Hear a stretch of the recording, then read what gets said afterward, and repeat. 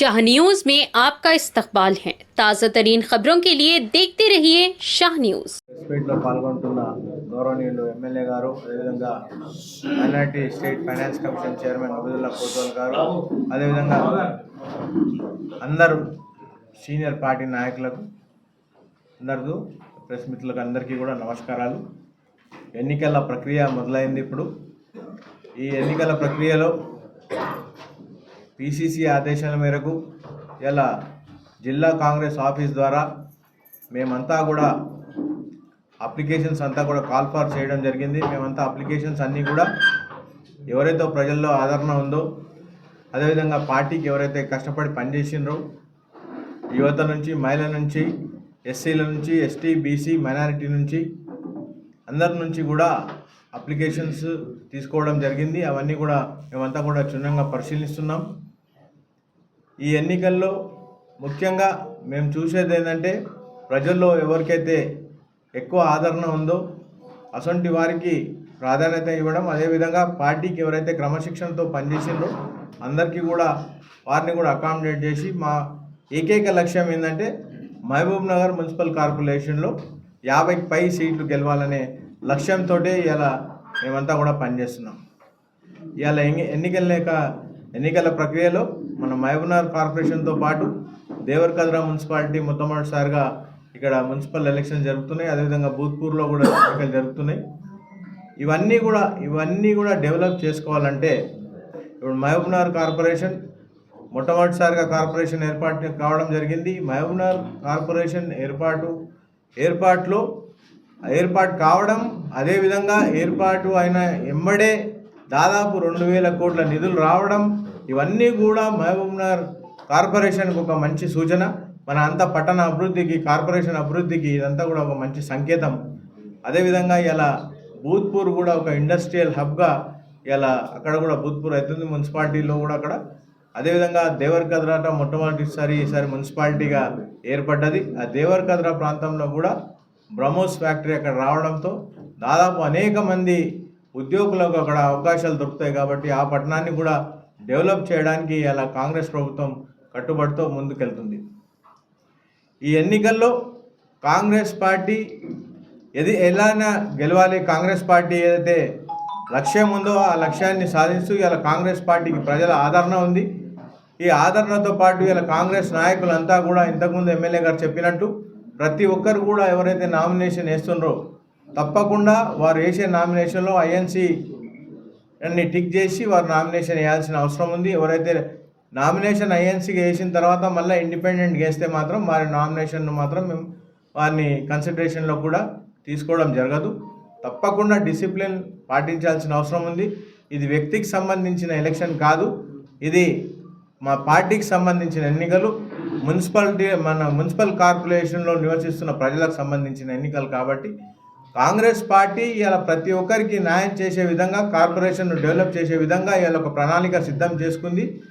ప్రజలంతా కూడా ఒకసారి ఆలోచన చేయాలి. ఇలా తప్పకుండా మహబూబ్ నగర్ కార్పొరేషన్ను మనం డెవలప్ చేసుకుంటే అన్నీ మనం హైదరాబాద్కు ప్రతి చిన్న పనికి మనం అయితే హైదరాబాద్కి వెళ్తాం. అసలు హైదరాబాద్కి వెళ్ళకుండానే మన దగ్గరనే అన్ని విధాలుగా ఇవాళ ఆల్మోస్ట్ అన్ని విధాలుగా మనం డెవలప్ అవుతున్నాం. ఇంతకుముందు మనం చూసినట్టయితే ప్రతి విద్య కావాలనుకున్నప్పుడు ఎన్నో యూనివర్సిటీల మేము చిన్నగా ఉన్నప్పుడు మేమంతా కూడా వేరే రాష్ట్రాలకు వెళ్ళేది.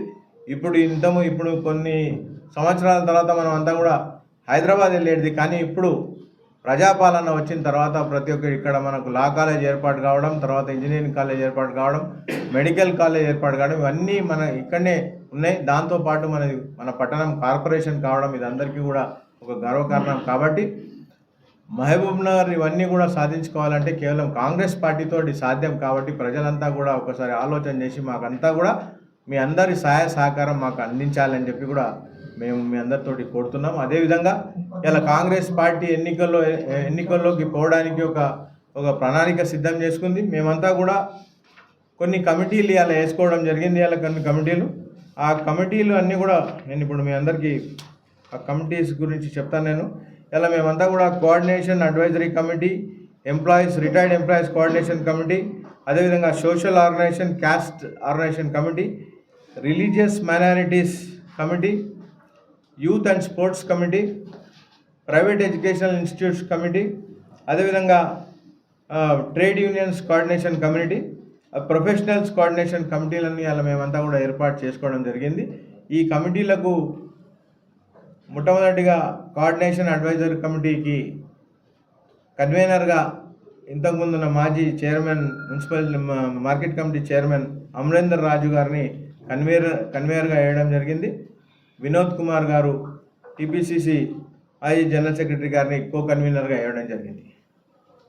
Government employees and retired employees and senior citizens coordination కమిటీకి కన్వీనర్గా హర్షవర్ధన్ రెడ్డి గారిని దీనికి కన్వీనర్గా వేయడం జరిగింది. కో కన్వీనరు త్వరలోనే మేము ప్రకటిస్తాం. అదేవిధంగా సోషల్ ఆర్గనైజేషన్లో అండ్ కాస్ట్ ఆర్గనైజేషన్ దానికి కన్వీనర్గా చంద్రకుమార్ గౌడ్ అన్న గారిని కన్వీనర్గా నియమించడం జరిగింది. వినోద్ కుమార్ గారు కో కన్వీనర్గా వ్యవహరిస్తారు. అదేవిధంగా శాంతన్న గారు కూడా కో కన్వీనర్గా వ్యవహరిస్తారు. అదేవిధంగా రిలీజియస్ మైనారిటీ కమిటీకి మన షోయబ్ అలీ గారు కన్వీనర్, హాజీ సలీం గారు, టైటానియస్ రాజేందర్ గారు, అదేవిధంగా ఖాలిద్ గారు కో కన్వీనర్స్గా వ్యవహరిస్తారు. యూత్ అండ్ స్పోర్ట్స్ కమిటీకి కురుమూర్తి గారు కన్వీనర్గా ఉంటారు. అదేవిధంగా మిథున్ రెడ్డి గారు కో కన్వీనర్గా ఉంటారు. ప్రైవేట్ ఎడ్యుకేషనల్ ఇన్స్టిట్యూషన్ కమిటీకి కన్వీనర్గా జహీర్ అఖ్తర్ గారు ఉంటారు, టీపీసీసీ స్పోక్స్ పర్సన్. అదేవిధంగా కో కన్వీనర్గా హర్షవర్ధన్ గారు ఉంటారు. ట్రేడ్ యూనియన్స్ కోఆర్డినేషన్ కమిటీకి కన్వీనర్గా రాములు యాదవ్ గారు, అదేవిధంగా కో కన్వీనర్గా రామ్మోహన్ గారు వ్యవహరిస్తారు. అదేవిధంగా ప్రొఫెషనల్స్ కోఆర్డినేషన్ కమిటీ కన్వీనర్గా ఇంకా మేము ఎవరిని ప్రకటించాలి, అది కూడా త్వరలోనే ప్రకటిస్తాం. మేమంతా కూడా ఒక ప్రణాళిక సిద్ధం చేసుకున్నాం. ఎన్నికల్లో అందరం కూడా ప్రతి ఒక్కరి దగ్గరికి కూడా పోయి ప్రతి ఒక్కరి సమస్యలు తెలుసుకొని ప్రతి ఒక్కరి సూచనలు సలహాలు తీసుకొని ఏ విధంగా అయితే మన కార్పొరేషన్ డెవలప్ చేసుకోవడానికి అందరి సూచనలు తీసుకొని చేయడానికి మేమంతా సిద్ధంగా ఉన్నాం. ప్రజలు కూడా మాకంతా కూడా పెద్ద ఎత్తున మీ సహాయ సహకారాలు మాకు అందించాలి. మన భూత్పూర్ మున్సిపాలిటీలో కానీ, దేవరకద్ర మున్సిపాలిటీలో కానీ, మహబూబ్నగర్ కార్పొరేషన్లో కానీ ప్రజలంతా కూడా మాకు పెద్ద ఎత్తున సహాయ సహకారం చేసి కాంగ్రెస్ పార్టీ బలపరిచిన అభ్యర్థులను గెలిపించుకోవాలని చెప్పి కూడా మీ అందరితోటి విన్నపం చేస్తున్నాను. అదేవిధంగా త్వరలోనే మేమంతా కూడా కాంగ్రెస్ పార్టీ క్యాండిడేట్స్ని అంతా కూడా త్వరలోనే మేమంతా కూడా రిలీజ్ చేస్తాం. వీలైతే కొన్ని క్లియర్ ఉన్నాయన్నీ కూడా రేపు మార్నింగ్ ప్రెస్ మీట్ పెట్టి రేపు అన్నీ కూడా క్లియర్ చేస్తాం.